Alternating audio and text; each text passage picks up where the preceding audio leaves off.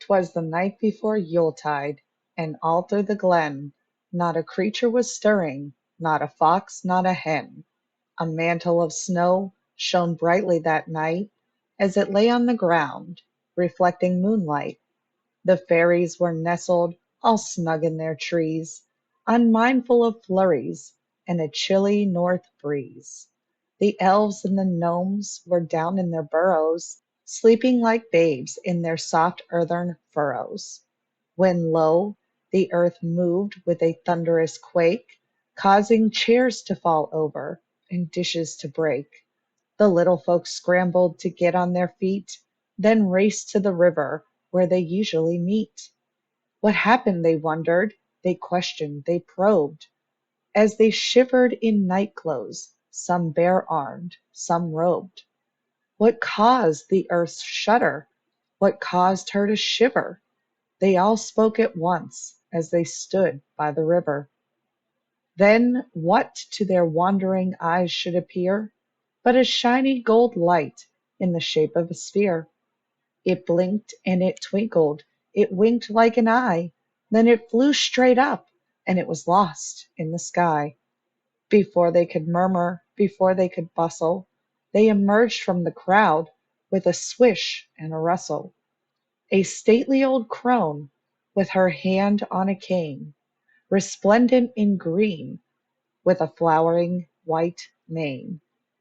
As she passed by them, the old crone's perfume, smelling of meadows and flowers abloom, made each day of the Fay folk think of the spring, when the earth wakes from slumber and the birds start to sing.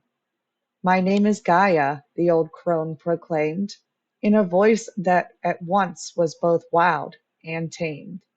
"I've come to remind you, for you seem to forget, that Yule is the time of rebirth, and yet I see no hearth fires, hear no music, no bells. The air isn't filled with fragrant smells of baking and roasting and simmering stews, of cider that's mulled or other hot brews. There aren't any children at play in the snow, or houses lit up by candles aglow. Or have you forgotten, my children, the fun of celebrating the rebirth of the sun?"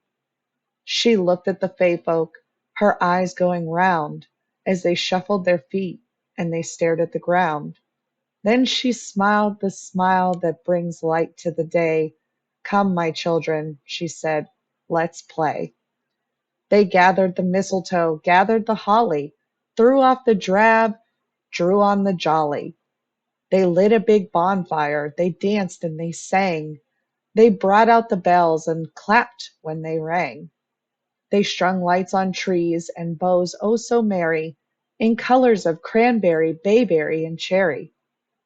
They built giant snowmen and adorned them with hats, then surrounded them with snowbirds and snowcats and snowbats.